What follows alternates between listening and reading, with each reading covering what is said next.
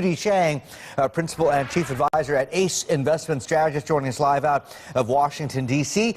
Yu-Dee, good to see you again, and belated Happy New Year. What do you make of Apple right now? Yeah, Apple, I think for the investors, is a forbidden fruit right now, so you shouldn't really touch it. I think everything is about perception, right? So I think right now the perception for Apple is that no doubt, still a pretty good company. It has a little bit of margin issues, has a lot of cash on hand, but innovation-wise, it starts losing the edge, and that's the problem. Largest competitor, Samsung, has overtaken it as the largest supplier, right? So if you look at Apple at this current stage, valuation-wise, is it low? It's pretty low, but should you buy it? Probably not. I would stay away from it. For now, I think buyer opportunity will come, will probably be a little bit below $480. Not yet. Would you buy Samsung? I might. Samsung really has picked up a lot of market shares. If you look at the past 3 months, Android-based sales of smartphones has accounted for about 75% of the market, while Apple is only 15% of it. So comparing Samsung to Apple, I definitely will buy Samsung over Apple. But for now, I probably will hold off buying these electronic gadgetries for this time being, until a little bit of correction, probably. Okay, takeover news back alive again for Dell. Is that too big a bite for most companies, do you think? Yeah, you know what? That's what everybody's saying right now, right? So they're saying a 30% premium will make it $23 billion. So you have to put down a quarter of it, maybe $6 to $8 billion, and borrow the rest. It's too big. But again, you think about Dell, it has $11 billion of cash on hand, so that makes it very attractive. And also in this low yield environment, a lot of bankers are saying that the market is there to support this type of buyout. So I give a 50-50 chance. I think, I think there's a other side of the coin. So I think it's 50-50. There's a possibility of it. All right, 1 and 2. Got to ask you, Yu-Dee, rolling back to Samsung, do you or the company, are you or the company holding Samsung right now? Right now, myself is not, my family is not, our clients, our firm is holding Samsung. All right, good to know. Okay, Yu-Dee, what are you expecting for earnings, and do you think the bank earnings are going to be key to keeping this rally going? Well, I think it's for sure, because out of the 10 analysts you asked, I think probably 8 or 9 of them right now likes the financial sector. It's been doing very, very well for the past couple of months. So I think going forward, you're absolutely right. In order for this bull market, with this up move to continue, you got to get at least respectable earnings out of the financial sector. Will it? I think it will, believe it or not. I think earnings are expected to be not as great, but again, expectations are so low already for this fourth quarter, right? So it's revised from 7% all the way down to 2%. So I think earnings, when they come out, it's going to probably meet, if not beat, expectations, but I think it's what they say going forward. To me, financial sector is another sector, no doubt, to be looked at. I don't necessarily, I keep saying this, I've been saying this to even you guys for probably a year now. I don't think financial sectors is a long-term investment candidate, but it's definitely a trading vehicle. Right now, it's got the momentum for the market to keep going. We got to continue to see the financial sector do well. Okay, thank you so much. Yu-Dee Chang there from ACE Investment Strategist. He's joining us live from New York and going to be with us again after the break. So if you have any questions, send us an email. We'd love to hear from you today. The address is squawk at cnbcasia.com. You can also get us on Twitter. My handle is @LisaCNBC and Shree's handle is @CNBCShree. Going for a break, about 2 minutes or so. When we come back, Obama gives out a warning saying a U.S. crisis is not going away until the debt ceiling is raised. We'll have more on that when we come back.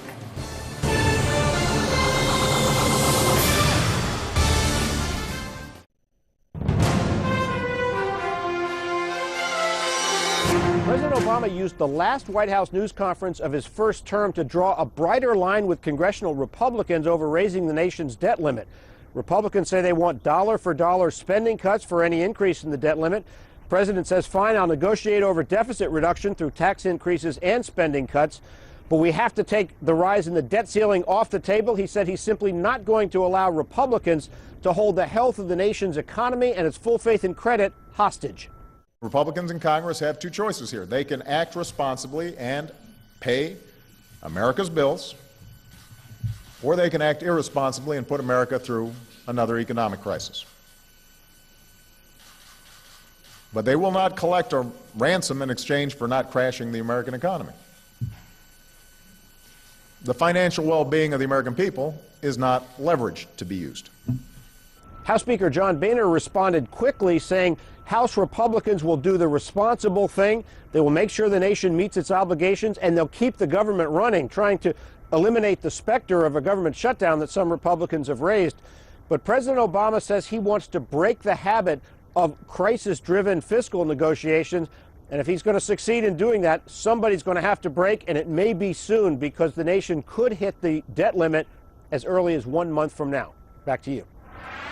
Okay, well, Obama's comments were echoed by U.S. Treasury Secretary Timothy Geithner. In a letter to House Speaker John Boehner, Geithner wrote that he expects the Treasury to run out of money by the middle of February to early March, and that even a temporary default would be terribly damaging. He also adds that America's creditworthiness is not a bargaining chip and shouldn't be held hostage to a political agenda. Fed Chief Ben Bernanke also urging lawmakers to raise the debt ceiling, warning that any default would be, quote, very damaging about the debt ceiling, saying that not raising it would be very costly to the U.S. economy. Bernanke, who was speaking to the University of Michigan, also talked about QE, saying that it has proved to be a pretty effective tool and that the Fed would continue to assess the efficiency of the program. We are back now with Yu-Dee Chang of ACE Investment Strategists. He is joining us from Washington, D.C., as always. Yu-Dee, what do you think the Republicans are going to do? Will they allow a default or allow the government to shut down just to force the Obama administration to cut spending where they think it's necessary? Well, you know what? We know what they should do, but whether they will do that or not, we don't know, right? So right now, there's not too much talk out of the Republican side of it, except today in response to President Obama. You know, basically, it's kind of an interesting thing. First of all, we're talking about this debt ceiling, right?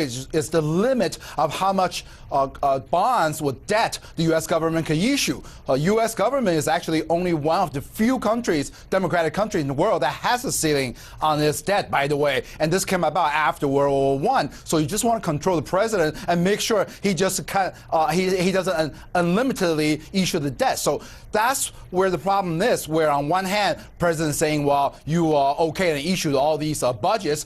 On the other hand, we don't have enough money to pay for it. So you Republicans really have to raise this debt ceiling and let us issue enough bonds to pay for it. Republicans on the other side are using this exactly as that bargaining chip. So we know the debt ceiling probably really needs to be raised. Will it be raised? They really should. If you don't believe it, look back in August 2011, look at what the market's done. They better raise it. Yeah, absolutely. Interesting comments from Obama saying that he would prioritize government bond payments over other forms of debt obligations. Do you think that removes the possibility of a default and gives them a bit more breathing room? Yeah, you know what? I think that's what everybody's heading toward, whether it's the president or whether it's the Republican side of it. They want to make sure that the U.S. will not default, whatever it is. They'll keep the government going. I think that's a way sort of going around it. There was even talk last week that Obama was saying that, well, if you don't raise the debt ceiling, then I will mint a $1 trillion coin, right? So I'll take that coin to the U.S. Treasury in exchange for $1 trillion to take care of it that way. So basically, I think both sides are doing everything they can, at least giving the impression that the U.S. government will not default, and that will be the key to the markets. Yeah, Yu-Dee, you don't want to lose that coin behind your sofa. Anyway, Laura Fitzsimmons yesterday at JP Morgan said a very interesting thing. A lot of risks around February and March due to the debt ceiling. How badly then, potentially, could risk assets suffer, even if there was a US default across a time period of a matter of days? How bad could the negative fallout be? Yeah, I think it's going to be pretty bad. Like I said, Jerry, if you look at August of 2011, look what the market's done. It really crashed down a lot, even at the risk of U.S. going to default. So I think that, you know what?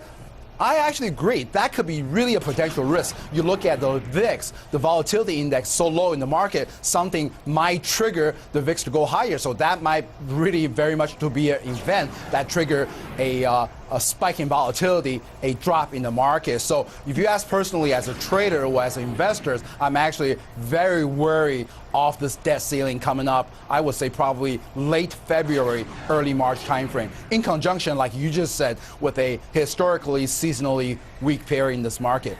Seriously, investors be aware.